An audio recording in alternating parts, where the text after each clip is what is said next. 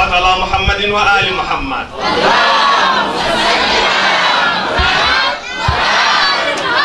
لبيك يا حسين، لبيك يا حسين، لبيك يا حسين، لبيك يا حسين، لبيك يا حسين، لبيك يا حسين. صلوات اللهم صل على محمد وآل محمد. بسم الله الرحمن الرحيم.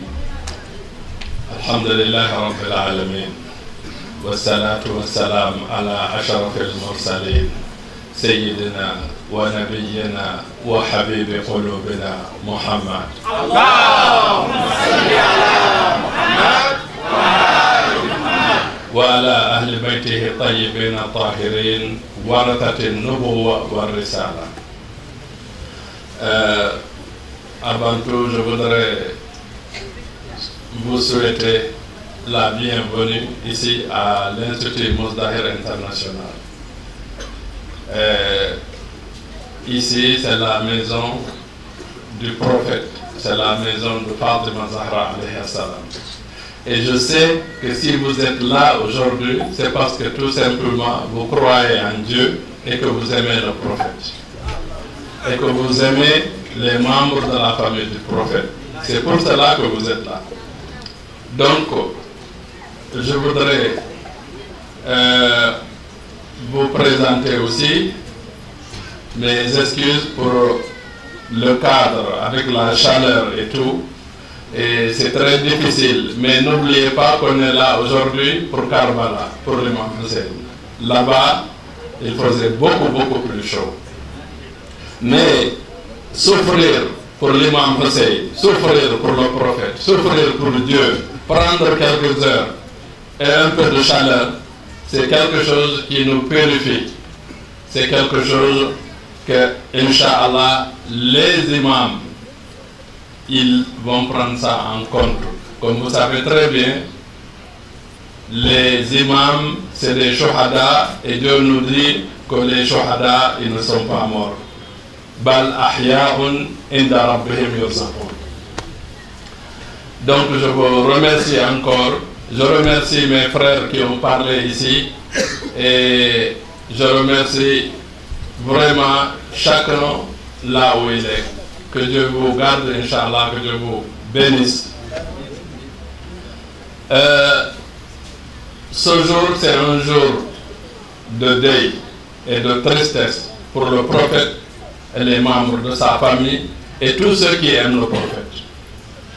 Je vous rappelle aujourd'hui, si Chérif a demandé à vous rencontrer aujourd'hui ici, c'est pour vous rappeler qu'est-ce qui s'est passé ce jour, le 10 Muharram.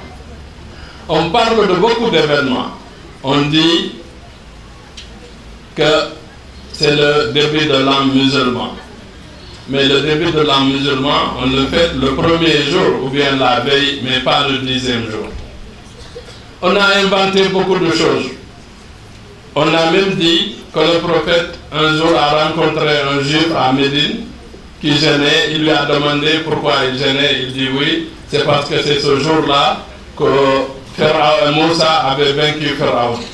Mais vous qui réfléchissez avec moi, notre prophète, qui est un être infaillible, parfait, qui est envoyé par Dieu, qui est la meilleure créature, il va aller apprendre de l'histoire chez un juif. Cherchez quel que soit l'événement, quel que soit ce qu'on va raconter, ce jour-là, ce qui s'est passé, c'est que le petit-fils de notre prophète, le fils de Fatima Zahra, alayhi salam, a été décapité à Karbala avec ses enfants, ses partisans, ses femmes, ses sœurs ont été captivées. On les a traînés partout jusqu'à chez Yazid. C'est ça qui s'est passé ce jour. Maintenant, il y a beaucoup de gens qui disent, oui, mais vous, pourquoi vous insistez toujours à faire cet événement de Ashura alors qu'il y a eu d'autres qui ont été tués? L'imam Ali a été tué, l'imam Hassan al-Mujtaba a été tué, et même la mort du prophète, vous ne faites pas ça. Pourquoi vous faites ça pour l'imam Hussein? Ça, beaucoup de gens le disent. Mais je voudrais d'ailleurs, pour l'occasion, que nous tous, on ait une pensée pour nos frères, nos sœurs, nos enfants qui se sont noyés au mois de septembre, il y a plus de 15 ans, dans le bateau de Joola. Et c'est dans 5 jours.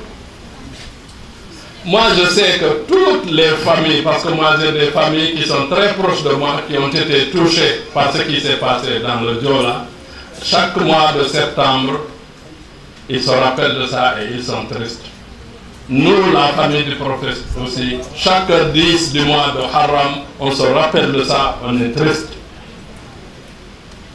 Maintenant, celui qui non seulement n'est pas triste ce mois, ce jour, mais aussi il fait la fête, celui-là, il est sympathisant de ceux qui ont massacré l'imam Hussein.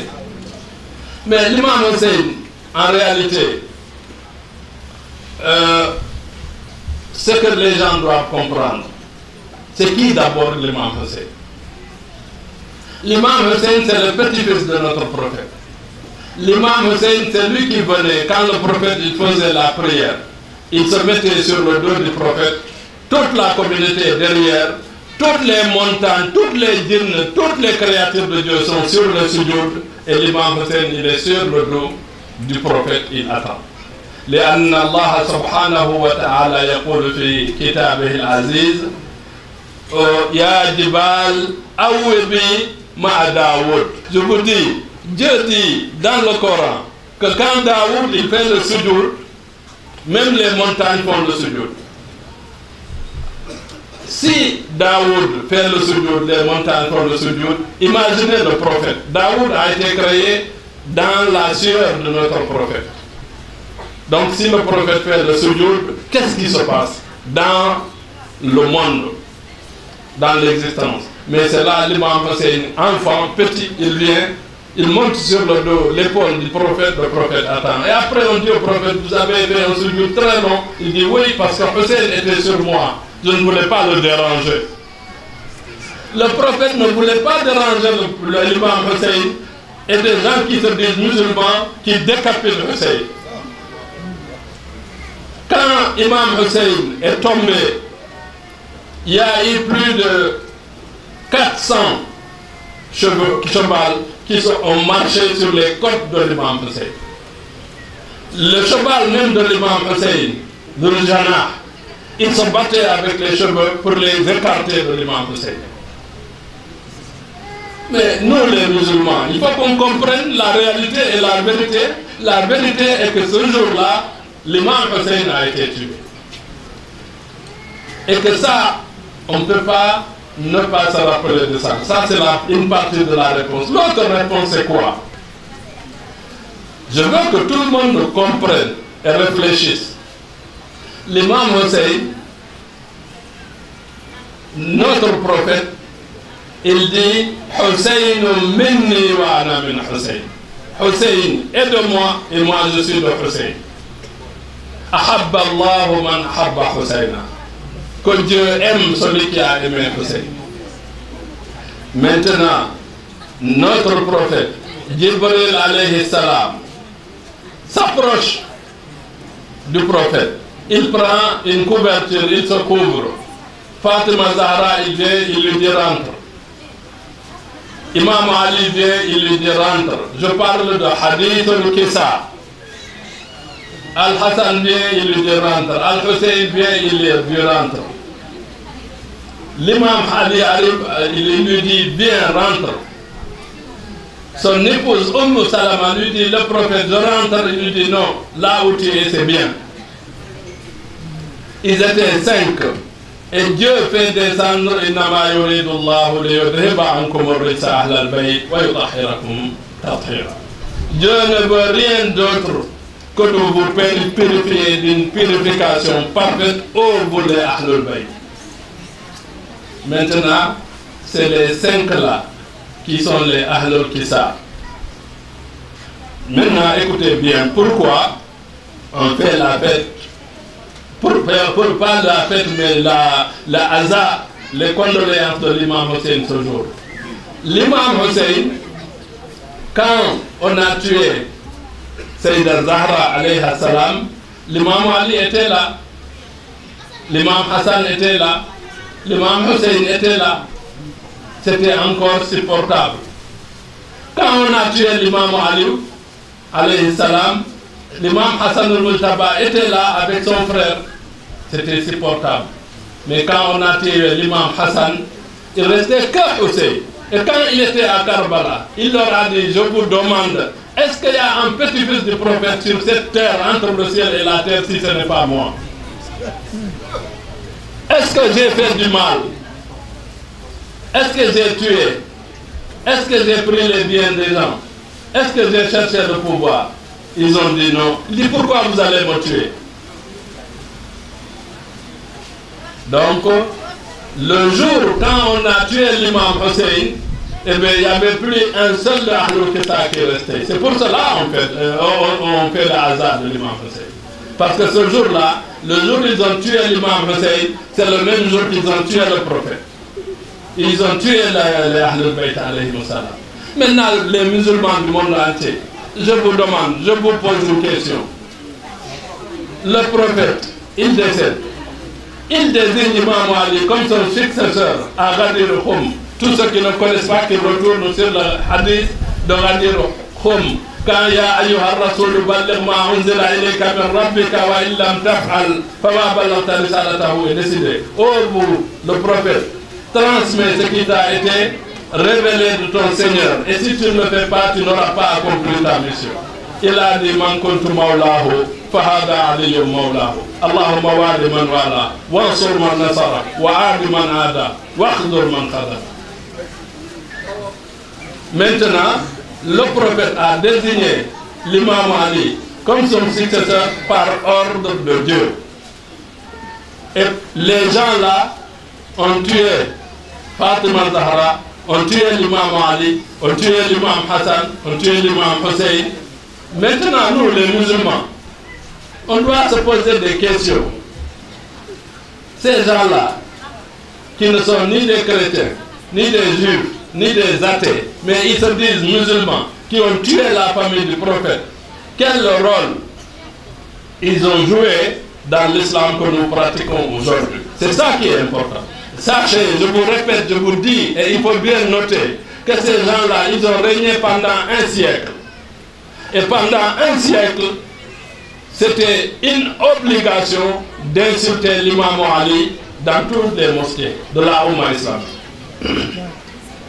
Sachez aussi que c'est eux, les Banu Umayya, qui ont amené l'islam chez nous. Il faut qu'on reconnaisse ça. Le Sénégal, souvent, il refuse de reconnaître les vérités qui sont des vérités que personne ne peut contester. Muawiya ibn Abu Sufyan, c'est lui qui a combattu le prophète pendant 23 ans. Lui et son fils se sont convertis à la fin de la révélation. Maintenant, ce Muawiya, n'oubliez pas, non seulement 23 ans il a combattu le prophète, mais sa femme Hind, c'est elle qui a mangé le foie de Hamza, qui a fait pleurer le prophète pendant un mois. Maintenant, c'est les deux là, c'est les papas, c'est les pères de Muawiya. Muawiya, c'est le père de Yazid. Yazid, qu'est-ce qu'il a fait? Il a régné 3 ans. Il a régné 3 ans. La première année, il a envahi Médine. Il y a eu 4000 des enfants illégitimes qui sont nés à Médine. Parce que l'armée de Yazid a violé toutes les femmes. Ça, c'est la première année. La deuxième année de son règne, il a tué l'imam Hussein. La troisième année, Yazid est mort. Yani mata Yazid wa jayshuhu yadribul Kaaba bil minjadi. Muawiya est mort. Son armée est en train de frapper la Kaaba et est en train de brûler la Kaaba. C'est ça le règne de Muawiya. Donc l'islam de Yazid. Maintenant, l'islam que nous avons ici chez nous et partout dans le monde a été transportée, exportée et envoyée dans le monde par les ennemis du prophète. Il faut qu'on fasse des recherches. Il faut qu'on essaie de comprendre pourquoi. Donc nous devons savoir pourquoi on a tué tous ces gens-là et qui sont les gens qui ont tué et quel rôle ils ont joué. C'est ça le message. Le message, c'est qu'aujourd'hui, quel que soit l'événement qui est passé, ce qui est important, c'est que le petit-fils du prophète a été humilié, martyrisé, tué, décapité. Sa tête, on l'a amené jusqu'à Yazid dans un plateau. Et quand on a amené la tête, Yazid avait un bâton. Il tapait les dents de l'imam Hussein. Il y a un monsieur qui s'est levé, il dit Allahu Akbar, tu tapes les dents que le prophète embrassait tous les jours. On l'a pris, on a coupé sa tête lui aussi. Donc voilà l'histoire réelle de ce jour de Ashura, que tout le monde doit comprendre. Assalamu alaikum wa rahmatullahi wa barakatuh.